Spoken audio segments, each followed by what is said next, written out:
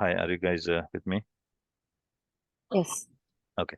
So I would like to demonstrate how you manage database.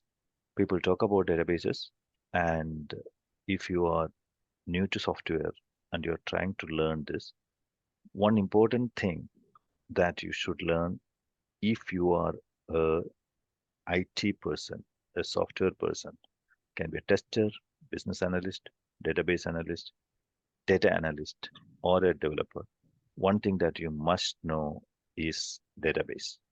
There are multiple databases, SQL database, Oracle database, MySQL database, so many databases. They all look alike. They all have standard ways of dealing with it. So if you learn one database, you learn 80% of the other database. You must learn one database no matter what. So today your assignment is very simple. You, I'm going to give you a very quick starter, and you read this. Then you understand this a little bit. Then you go and download SQL Server, learn SQL Server. Basic as a basic SQL Server user, you should read this. Give me a second, okay? Fine. Yes, Kunjibu?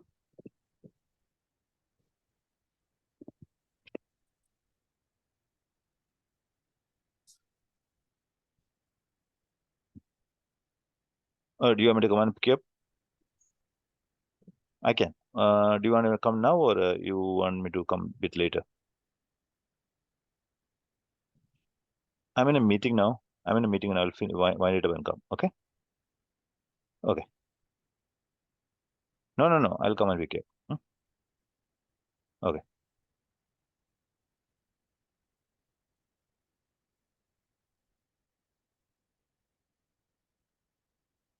Bus will take 20 minutes, right? Okay. Then I'll come and collect you from the bus stop. Okay? Okay.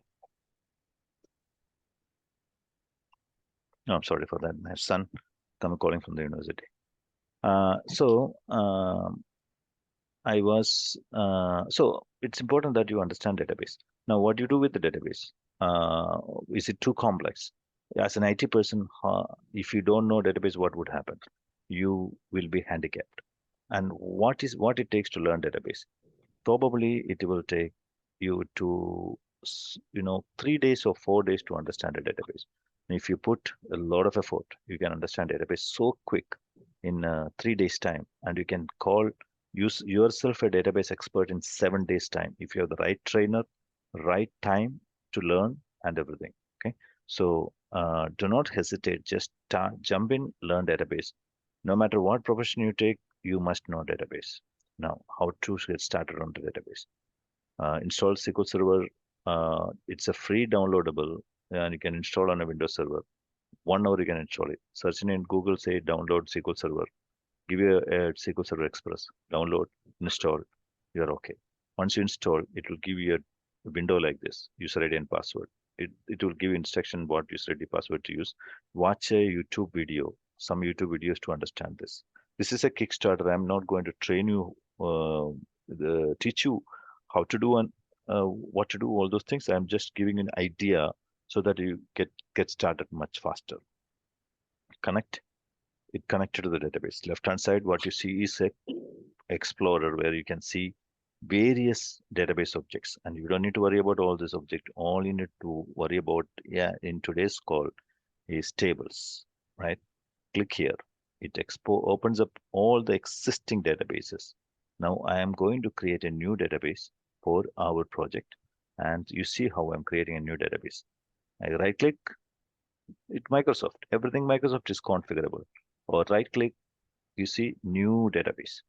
Click on the new database. Put a name. What is the name you want to give? This is our uh, what is our project name? Test QA project. QA project 3. That's our project name. And you say okay.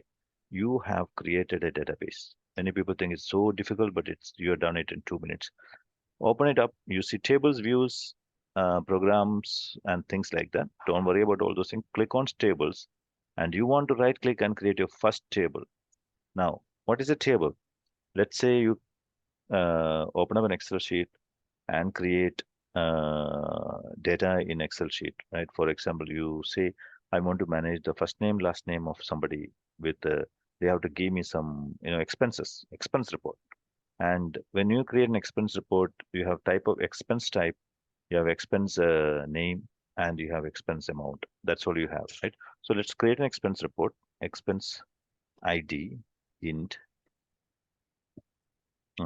integer. It says column name is expense ID. It's an integer. It allows nulls. Name, and we always call it varchar 200. Let's say I'm saying expense type again varchar 200 and expense amount. Um, Amount is going to be rupee. Sorry, I have to drop it down. I forgot. So what you do here is it's something called money. Okay, Small money or small money. There has to be money. Okay. Now the now what happens is I am not going to educate on serious database concepts like normalization and all those things, which you have to learn eventually. And those are not important now, but basics you can easily learn. You make this a primary key. Every table must have a primary key. And usually what we do is we create the first key as a integer or a big integer primary key. Then what you do here is you create identity specification. Yes, you are done with this table. Now when you store it, you store like save expenses because it's expenses table, right? Multiple expenses will be here. And you are done with your expenses table.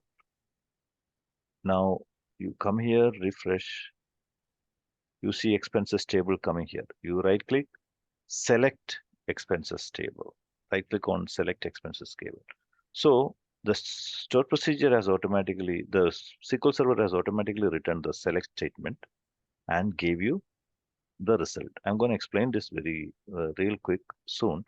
I can also edit it using a Excel-like editor. You can say one here. I can say first expense is my medicine expense, medicine for medicine for mother two, and it's a hospital expense expense. Now, whenever you are going to set up data like this, right? Uh, you need to be really careful about what you type here. Many people, so when you say "Hey, create a sample data, sample record, what you do is you create, okay, test one, but something else, 3333, and that is to, I forgot. That's the most irresponsible way of doing things. It's totally unprofessional. When somebody asks you to set up test data, even if it's really, really, really bad data, you should actually type meaningful things. Every field. Never do test 111, test 222. That shows complete irresponsible, unprofessional way of doing things. So everybody does it. Highly experienced people do this. I don't like it. I want class to be shown when we work any work. There's no compromise on our class. Doesn't matter where you live. You probably would not wear um, unclean, unwashed cloth. You always wear washed cloth every day, no matter how poor you are. You become very, very poor one day, but you came from a standard. So what you do is you doesn't matter how much money. I mean, you don't have any money, but still, if the cloth is not good, still you'll wash it and use it. That's choice of standard. Similarly, professional life also we have certain standards. We'll never go beyond it, below it. This is one example like that. There are a lot of things I'm going to tell you that we should not compromise on it. Some of them are ethical in value, some of them are giving respect to people, some of them are actually giving respect to the computers. Right? We will talk about it later. So here I'm going to do a proper name without any spelling mistake.